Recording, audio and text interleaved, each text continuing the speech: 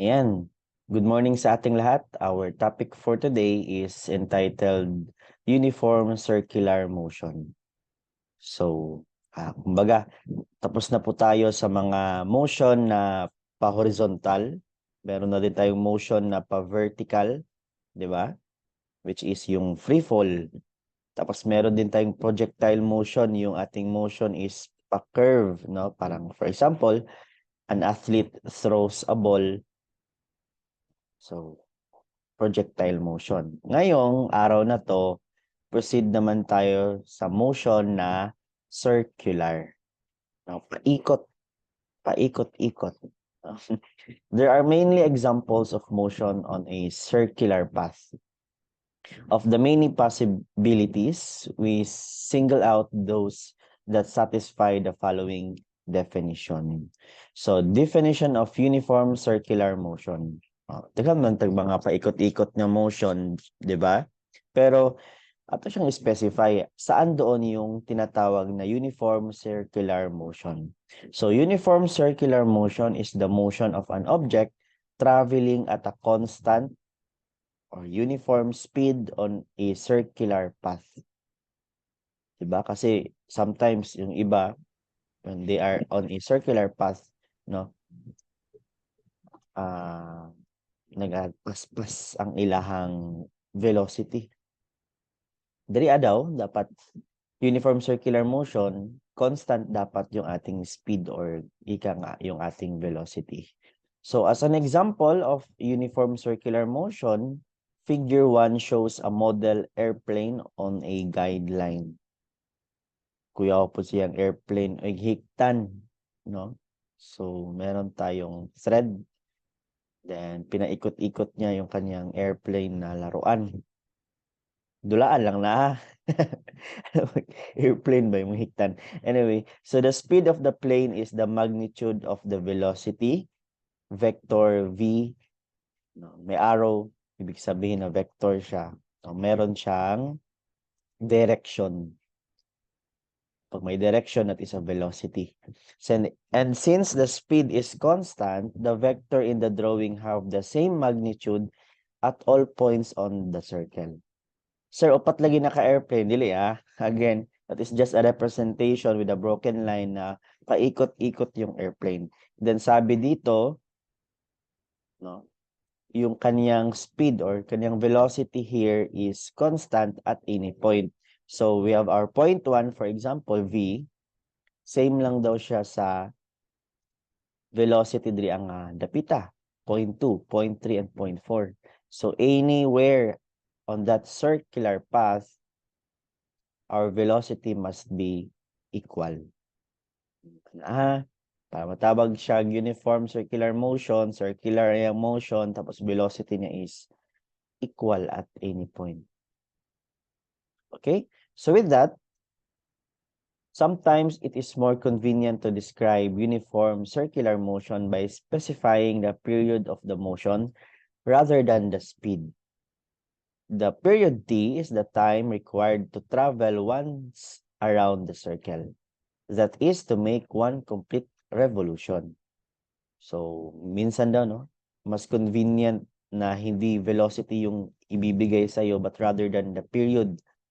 How long will it take, no? Na yung airplane is mag one revolution. Ibig sabihin ng one revolution from this starting point, iikot siya, then pabalik dito sa ating starting point. So, one revolution. So, oras, pila ka seconds, pila ka minutes, etc. Okay? So, there is a relationship between period and speed since speed v is the distance traveled. Here, the circumference of the circle is 2 pi r. Diba? As we all know, speed or velocity is equivalent to distance over time. So, even though napaikot-ikot tayo, nagapuntay distance.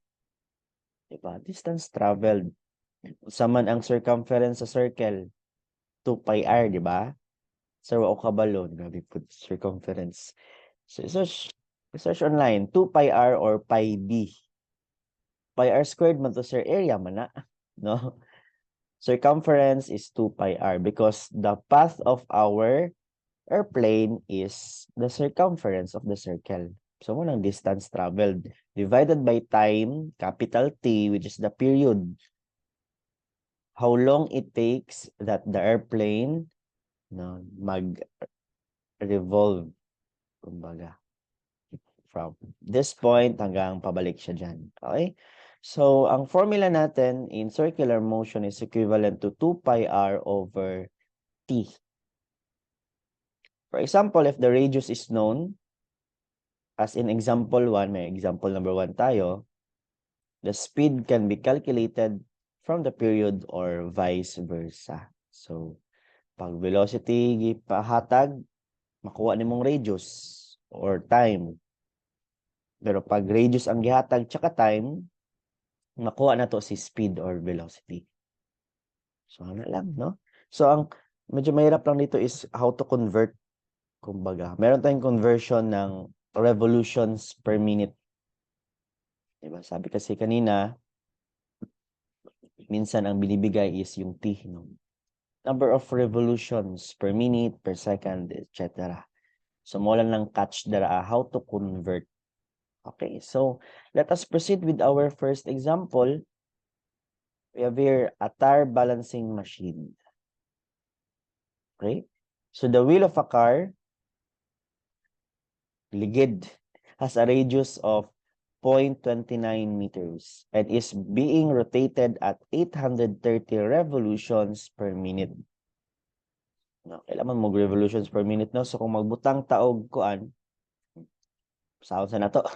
So, na tire balancing machine. Determine the speed in meter per second at which the outer edge of the wheel is moving. So, we are talking about the outer edge. So, kaning naka-highlight, no? Highlighted ng color black ba ni? Color blue? Dark blue. So, ikapila daw. What is its speed? So, sir, speed sa imuhang sakyanan dili. For example, magbutang tag reference point for our computation. For example, kana, dili na lang sa gilid banda. Ayan, reference point, this is the center of your circle. So, gaano kabilis daw tong reference point natin, let us say point A, gaano daw siya kabilis na mag-revolve. Yan yung pinaka hinahanap natin. Okay, so we are given the radius of our wheel, ang ligid is equivalent to 0.29 meters. Ayan. So, tagaan tag radius, gitagaan taog time. Pero ang time na to is not directly time itself, gitagaan taog revolution per minute. Kapila daw si point A, magbalik-balik dira nga point in 1 minute. Pila atong revolution per minute? Yes, gitagaan ta. That is 830 revolution per minute. But take note, class, solving na ta ha. Ang formula kasi natin is velocity is equivalent to the distance traveled, which is 2 pi r, circumference of our circle, divided by our t, which is our time. Time it takes para magtuyok once ang point A na to, magbalik siya sa iyang posisyon. Ina ang gihatag 830 revolution per minute man. Dili na mo itong i-distribute, di ba? So, diriya sa taas, that is 2 pi, then radius po natin is 0.29 meters. Pero sa baba, ayaw kubutang og 830 RPM dara. That is revolutions per minute. Ika 800 siya mo, balik-balik. Nya ang kinahanglan nato, all we need is 1 revolution, pila ka segundo. So therefore, etong 830 revolutions per minute, we need to convert that one. No? Convert na to na. So, pag-convert, sir. Sige, convert na to. Time, capital T, is equivalent to, sabi, 1, no? Over 830. So, ang unit ana is revolution per minute. So nga nang gibaliktad man nimo kay oras man atong kinahanglan, so para mo bali siya. May mo siyang minute per revolution. Okay ba? So, gibaliktad dato daan ha para mahimo siyang minute per revolution kay oras man atong gipangita. So may I ask class, what is 1/830? Okay, sagot.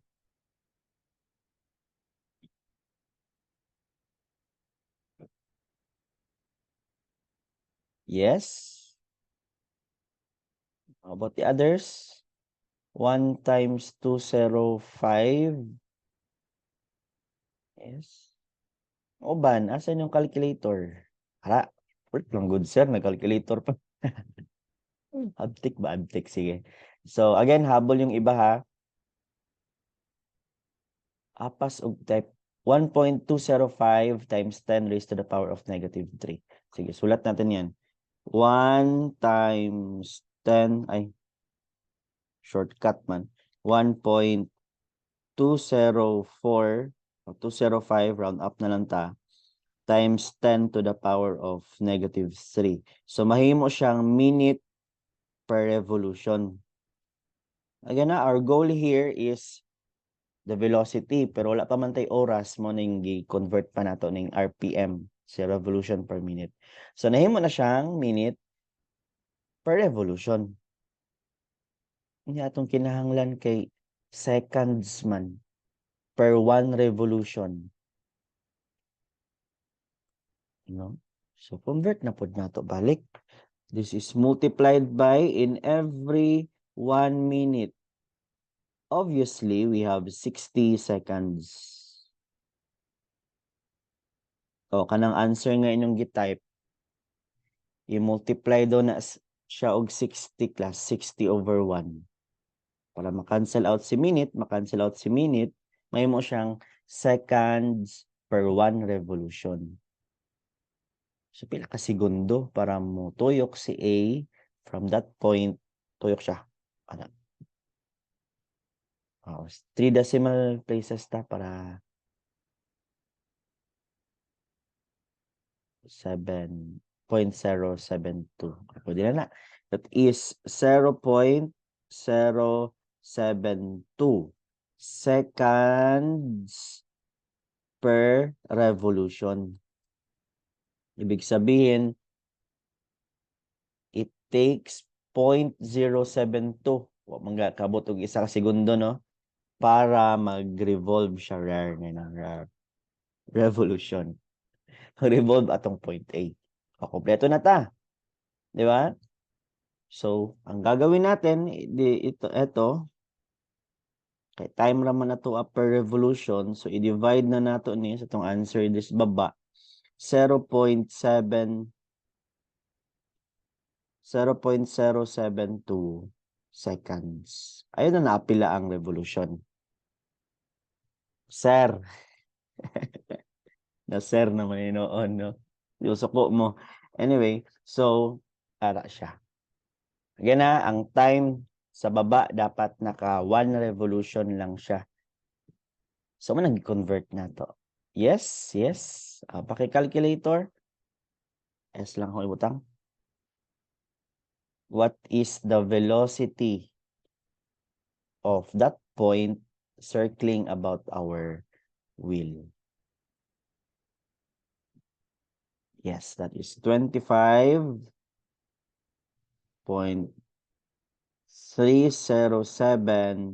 meter per second.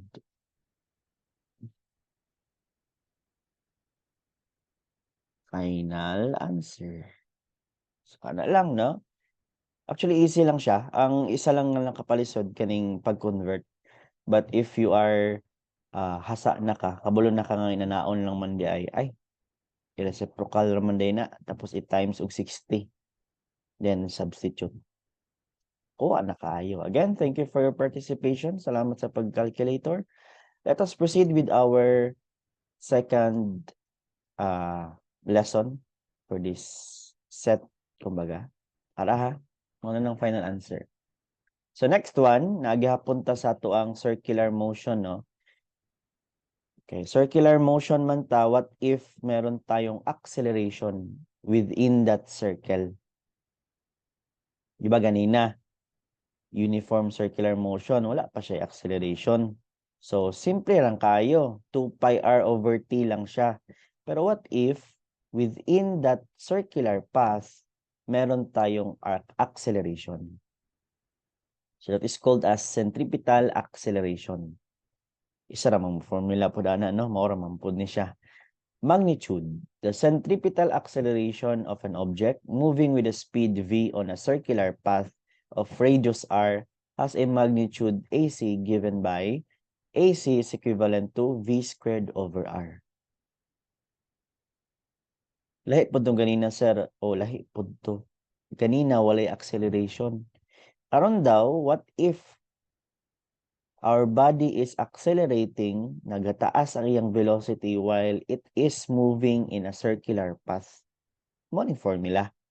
V squared over R. Sir, asa man nagikan? Dre nagikan, no? Ara. So again, pwede naman po din ninyo dili i-memorize, pero ipakita lang nato kung asa gikan si V squared over R. So the direction of our acceleration, no? The centripetal acceleration vector always point toward the center of the circle. The center of the circle and continually direction as the object moves. So, ang acceleration daw nato is always pointing sa center of the circle. Natudlo gina-perminti ang center sa circle. So, for example, kanin, di ba? Di ba? Balik ta ganina. Pag velocity that is always tangent to your circle. Di ba? Paakuan gid siya kung asa siya dapita nga point. Tangent gid siya sa circle. Palayo ba? Palayo. Mag naka 90 degrees siya sa ato ang radius. Tapos, pag acceleration daw, that is pointing towards our circle. Center of our circle. So, kani natay representation, this is our velocity, ara, di ba, 90 degrees siya sa radius. Nanapod respikas, same gapon 90 degrees. Tangent gid siya perminti. So, we have angle alpha and angle beta. Di ba, na? I-add daw na nimo that is equivalent to 90 degrees. Diba? Kasi sabi ko kanina, tangent man siya 90 degrees. Therefore, no, angle alpha plus angle theta is also 90 degrees. And then the relationship within that, angle beta minus angle theta is 0. So therefore, ibig sabihin, angle beta, kaning beta na ni, o si angle theta are equal. So with that, ipakita lang niya, you don't need to memorize this one. Ipakita lang nato kung asa na derive atong formula nga V squared over R. So with that, angles nato nga mga relationship, no? Gidrawingan niya ani triangle natay V, change in our velocity. Tapos again, sabi natin kanina, our acceleration is always pointing at the center of our circle.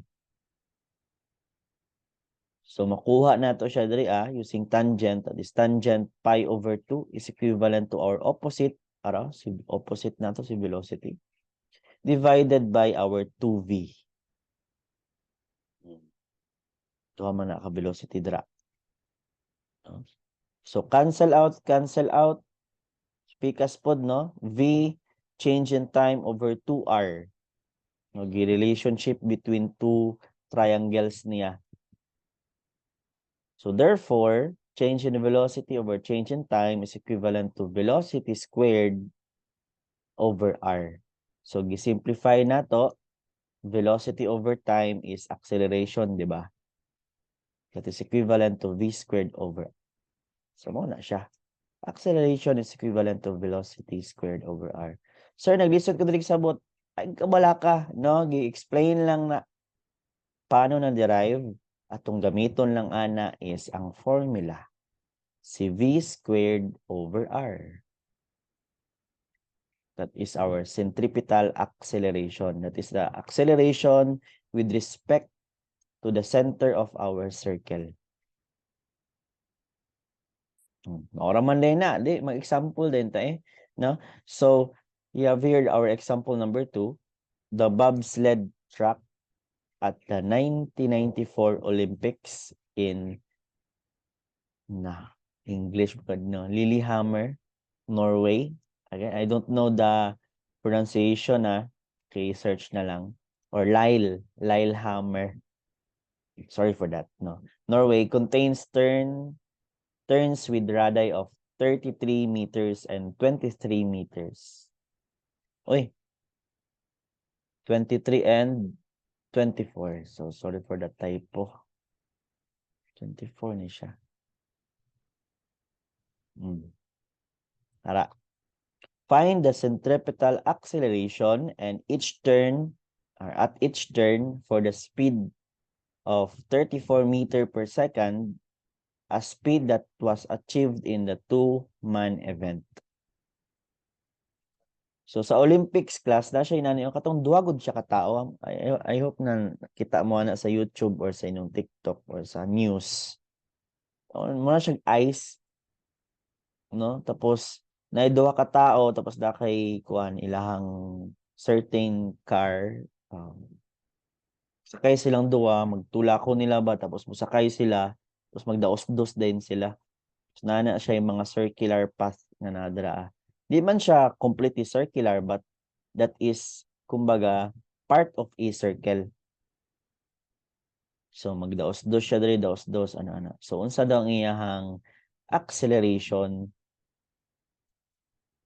with respect to our two circles. So therefore natay duha ka answer ani. Di ba? Pila ang acceleration niya diri nga part o pila yung acceleration diri nga part. Okay? Let's proceed. So, dito class, acceleration yung hinahanap, no? So, acceleration lang po na ito yung answer eh. So, yung formula natin kanina, that is simply V squared over R. So, all we need to do is to find our velocity, di ba? And our radius. We have two acceleration. First one is the acceleration with respect to this. So, acceleration, centripetal acceleration 1 with respect to this circle 1. Tapos, napod tayo, for example, na dali. No? Kuning arrow na to, di ba? That is always pointing at the center of your circle. Centripetal acceleration 2.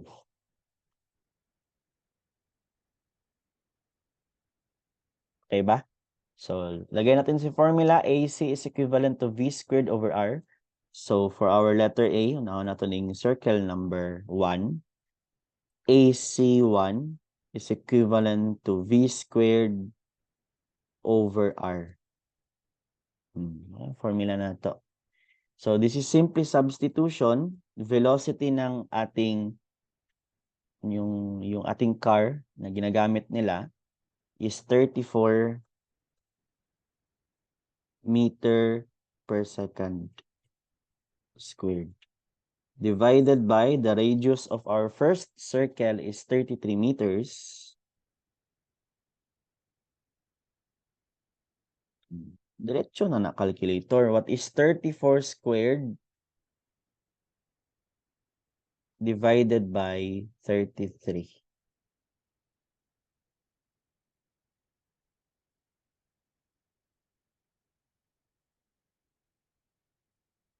Oh, na may answer daan. Very good. Yes, that is 35 point. Apas ang uban. We have 35.030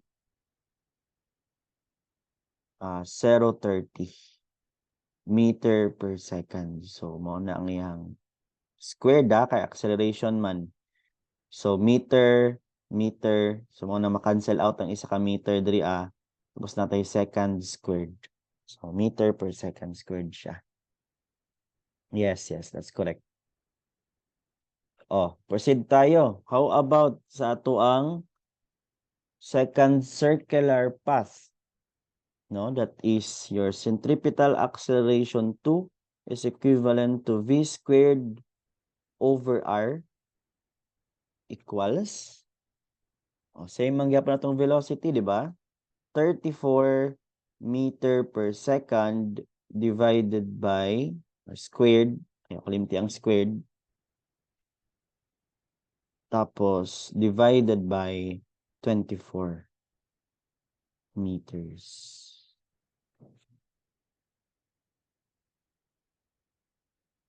Yes. Yes, round up lang nato. Round off. That is 48.167. So 48.167 meter per second squared. Oh, that is our final answer. Ara.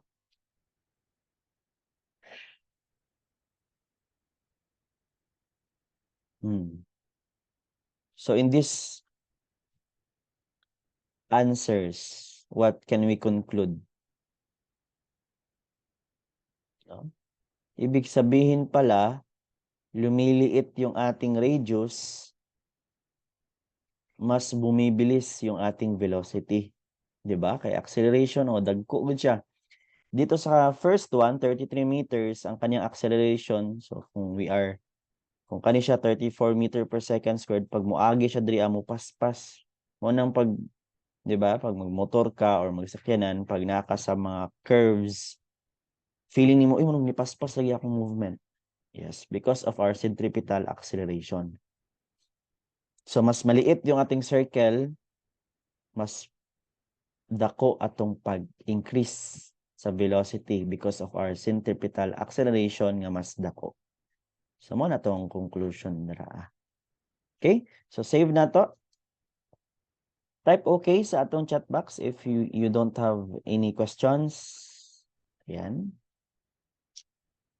Everybody? Okay. Sige. So let us have a 30 minutes break before we proceed with our second topic for today. Again, thank you class for listening.